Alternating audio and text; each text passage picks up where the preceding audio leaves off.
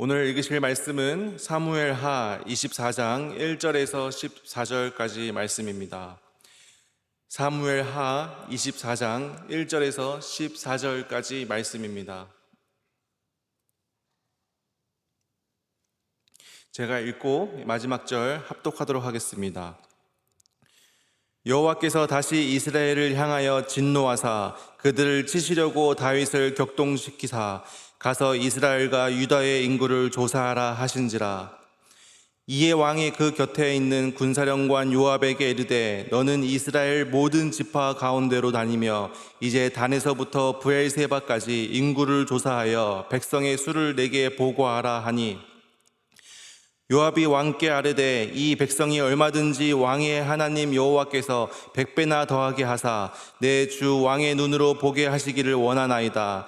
그런데 내 주 왕은 어찌하여 이런 일을 기뻐하시나이까 하되, 왕의 명령이 요압과 군대 사령관들을 재촉한지라. 요압과 사령관들이 이스라엘 인구를 조사하려고 왕 앞에서 물러나 요단을 건너 갓 골짜기 가운데 성읍 아로엘 오른쪽 곧 야셀 맞은쪽에 이르러 장막을 치고 길르앗에 이르고 다티모시 땅에 이르고 또 다냐안에 이르러서는 시돈으로 돌아 두로 견고한 성에 이르고 히위 사람과 가나안 사람의 모든 성읍에 이르고 유다 남쪽으로 나와 브엘세바에 이르니라.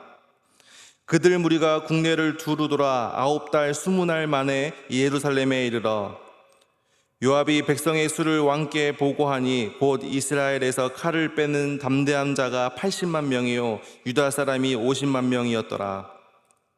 다윗이 백성을 조사한 후에 그의 마음에 자책하고 다윗이 여호와께 아뢰되 내가 이 일을 행함으로 큰 죄를 범하였나이다. 여호와여 이제 간과없나니 종의 죄를 사하여 주옵소서. 내가 심히 미련하게 행하였나이다 하니라. 다윗이 아침에 일어날 때에 여호와의 말씀이 다윗의 선지자 된 선지자 갓에게 임하여 이르되 가서 다윗에게 말하기를 여호와께서 이와 같이 말씀하시기를 내가 내게 3가지를 보이노니 너를 위하여 너는 그 중에서 하나를 택하라.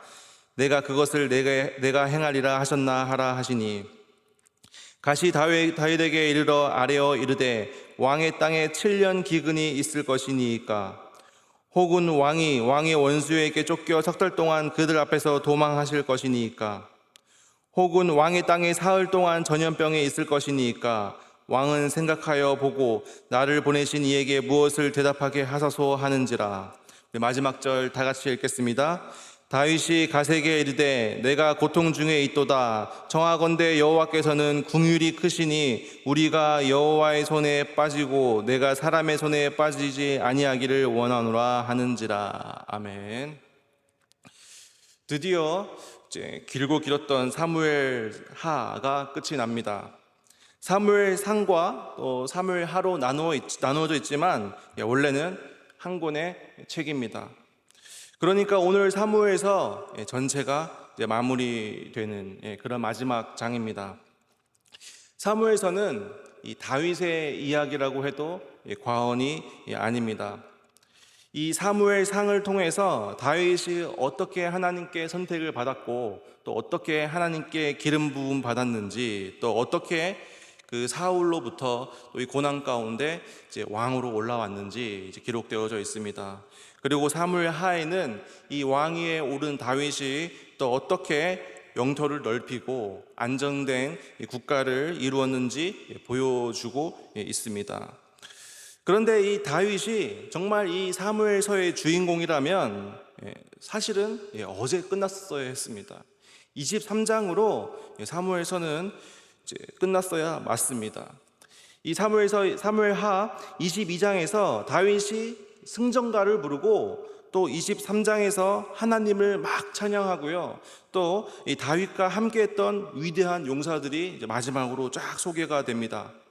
우리 마지막 영화가 끝나면 엔딩 크레딧이 나오죠. 또 영화에 참여했던 주인공들, 조연들, 그리고 영화에 헌신했던 사람들, 또 영화와 함께했던 사람들의 이름이 쫙 나옵니다.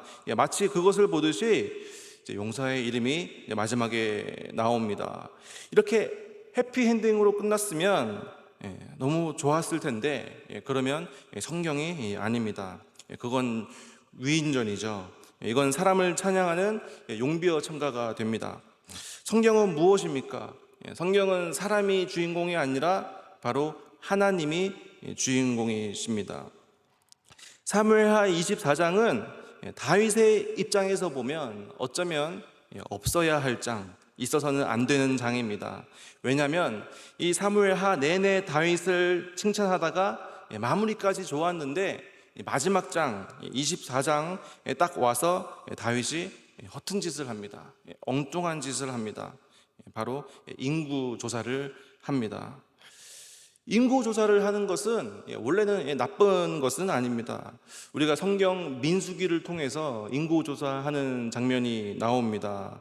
광야에서 이 40년 동안 방랑하기 전 초에 하나님께서 이스라엘 백성들에게 칼을 든 장정의 수를 계수하게 하십니다. 그리고 또 이 광야의 방랑이 거의 다 끝날 즈음에 하나님께서는 또 인구 조사를 또 명령하십니다. 이 인구 조사를 통해서 정복된 가나안 땅을 분배하는데 유용한 기준을 제공하게 됩니다. 인구 조사를 하는 것 그 자체가 나쁜 것이 아니라 그 의도, 그 목적이 중요하다는 것입니다. 민수기에 나왔던 첫 번째 인구 조사의 하나님의 의도와 목적은 하나님에게 영광을 올려드리기 위함입니다. 이 출애굽 시대에 그 대제국이었던 그 이집트 애굽 땅 가운데 그들이 섬겼던 신들을 열 제왕을 통해서 하나 둘씩 부서뜨리고 위대한 하나님의 이름이 드러나게 하는 것이 첫 번째 인구 조사의 목적이었습니다. 그리고 두 번째 인구 조사의 목적은 아까 말씀드렸다시피 정복된 가나안 땅을 분배하는 데 기준을 제공하게 되는 것입니다. 이 인구조사를 하는 목적이 중요하다는 것입니다. 우리도 주택 센서스 인구조사를 하지 않습니까? 그런데 왜 다윗이 한 이 인구조사, 이게 왜 죄가 되는 겁니까? 다윗이 인구조사를 한 이유는 정말 하나님께 영광을 올려드리기 위해서 혹은 나라를 정말 잘 다스리기 위해서가 아니었다라는 것입니다. 하나님의 영광을 올려드리기 위해서가 아니라 자신의 업적, 자신의 치적, 자신의 능력을 백성들에게 혹은 다른 나라 주변 국가들에게 드러내기 위한 의도였다라는 것이었습니다. 교만이었습니다. 이것 봐라, 내가 왕이 된 후에 이렇게 정치도 잘하고 전쟁도 잘해서 나라가 강력해졌다. 하나님을 들어 올리는 것이 아니라 자기 자신을 들어 올리려는 그 마음, 그의 마음, 다윗의 마음에 교만이 싹트기 시작했다라는 것입니다. 교만한 마음을 가지고 한번 세워보는 것입니다. 우리가 몇 명이 되지? 우리 군사력이 몇 명이 되지? 모세가 출애굽을 했을 때 장정이 60만 명이었는데 내가 그보다 더 많은 장정을 가지고 있으면 내가 모세보다 더 높은, 더 뛰어난 지도자가 되는 것 아닌가? 이런 교만한 마음에 숫자를 셌다라는 것입니다. 우리는 뭔가 항상 셀 수 있어야지 마음이 놓입니다. 인간은 숫자에 참 약합니다. 우리 인간적인 마음은 통장에 숫자가 적당히 있어야 마음이 놓입니다. 하나님을 의지하는 게 먼저여야 하는데 예배를 통해서 하나님께 위로를 받고 그것으로 충분한데 뭔가 자꾸 보이는 숫자 이런 것이 있어야 마음이 놓인다라는 것입니다. 이것이 인간의 연약한 마음입니다. 숫자가 부족하면 불안해하고요, 더 높은 숫자를 추구하며 나아갑니다. 이 성경에서 교만은 하나님의 은혜와 하나님의 도우심을 거부하는 범죄 행위로 간주하고 있습니다. 예레미야서 50장 31절을 보면 하나님께서 이렇게 말씀하십니다. 주 만군의 여호와의 말씀이니라. 교만한 자여 보라, 내가 너를 대적하나니. 이 교만의 마음을 하나님께서 대적하신다고 말씀하고 계십니다. 여러분, 숫자에 의지하지 마시고 하나님의 도우심을 구하며 하나님만 바라보시기를 원합니다. 이 사무엘서를 통하여 그리고 그 전에 출애굽 이후로부터 수많은 전쟁을 우리가 봐왔습니다. 그런데 단 한 번도 이 전쟁의 승패가 병력 숫자에 달린 적이 단 한 번도 없었습니다. 기드온은 소수의 병력 300명의 용사들을 데리고 그 대군을 물리쳤습니다. 그런데 대군을 가지고 있음에도 불구하고 아이성 전투에서는 비참하게 넘어지는 모습을 우리는 볼 수 있습니다. 우리의 인생의 승패의 여부는 내 통장에 찍힌 숫자가 아니라 하나님께서 나와 함께 하시느냐 혹은 하나님께서 나와 함께 하시지 않으시냐에 결정된다라는 것입니다. 이것을 기억하는 여러분 되시기를 축복합니다.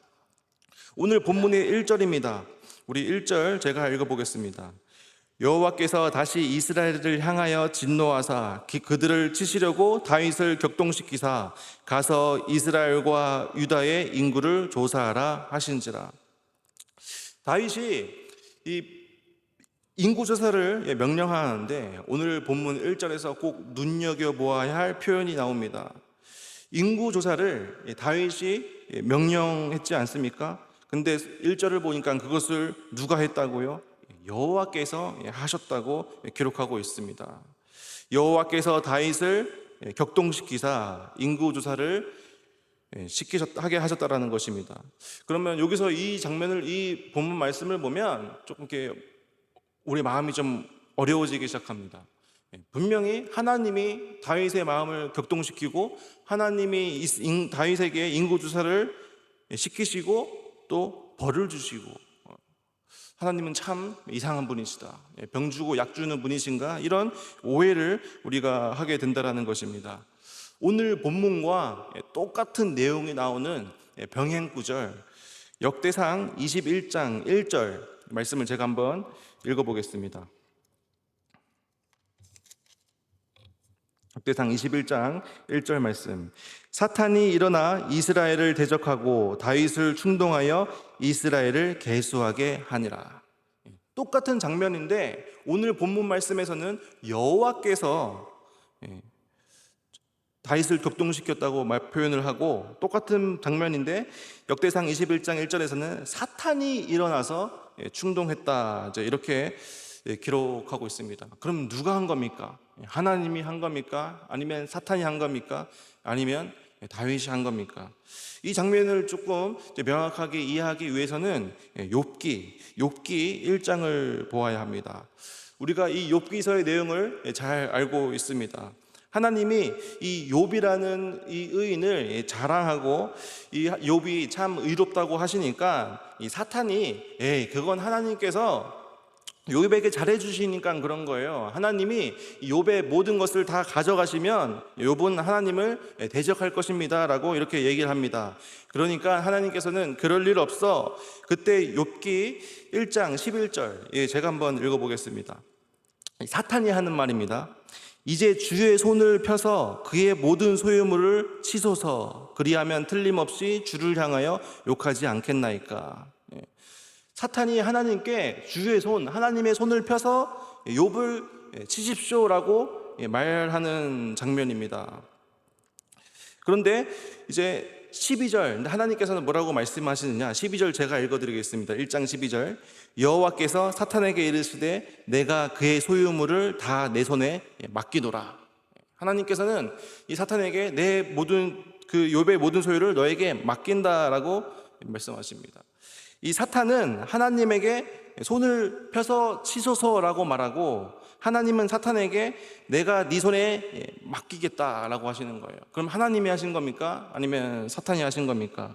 실제로는 누가 했느냐? 15절을 보니까 스바 사람이 갑자기 이리로 그들 것을 빼앗고, 또 17절을 보니까 갈대아 사람이 새 무리를 지어 갑자기 낙타에게 달려들어 그것들을 빼앗으며 종들을 죽였나이다. 그러니까 실제로 욥의 재산을 갈취한 사람은 누구냐? 스바 사람과 갈대아 사람입니다. 그런데 성경은 이것을 어떻게 이야기하냐면 주의 손을 펴서라고 말하고 사탄의 손에 맡기노라라고 말을 합니다. 그러니까 무슨 얘기냐면 실제로는 스바 사람과 갈대아 사람이 한 일인데 성경에서는 사탄이 그들을 통해서 욥을 괴롭힌 것이라고 말하고, 또 동시에 이 모든 일을 하나님께서 계획하시고 하나님의 계획 안에 이루어졌다고 말하는 것입니다.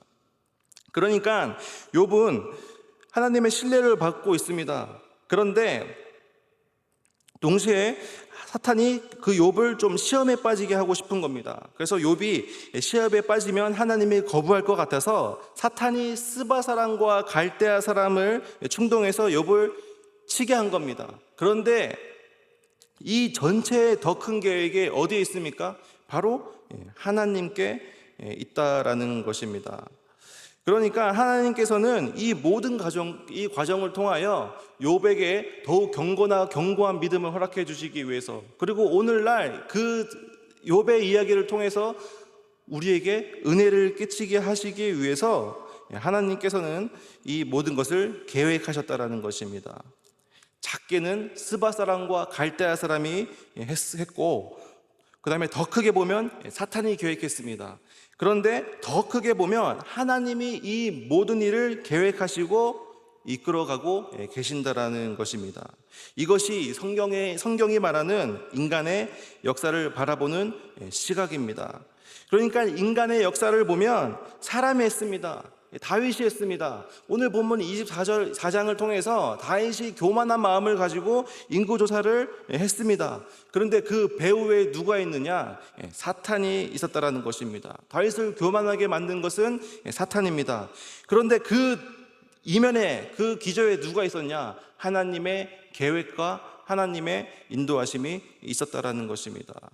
그래서 하나님께서 이 다윗의 교만함을 통해서 이스라엘을 징계하여 바로잡기 위해서, 그래서 모든 성경의 역사는 하나님에게서 기인된 것이다 라는 표현이 바로 오늘 1절 말씀입니다. 그래서 이 24장 1절의 말씀에서 무엇을 보여주느냐? 인간이 하는 행위, 인간의 역사이지만 그러나 그 역사의 배후에는 하나님의 섭리와 계획이 있다라는 것입니다. 이것을 바꾸어서 말하면 희망입니다. 희망. 왜냐하면 인간이 다 망쳐놓은 것 같지만, 인간이 마음대로 국정을 농단하고 이 시대를 혼란에 빠뜨리는 것 같지만, 그 역사의 기초에는 무엇이 있느냐? 하나님의 변치 않는 하나님의 의도가 깔려 있다라는 것입니다. 그러니까 하나님께서 이 역사를 지탱하고 계신다.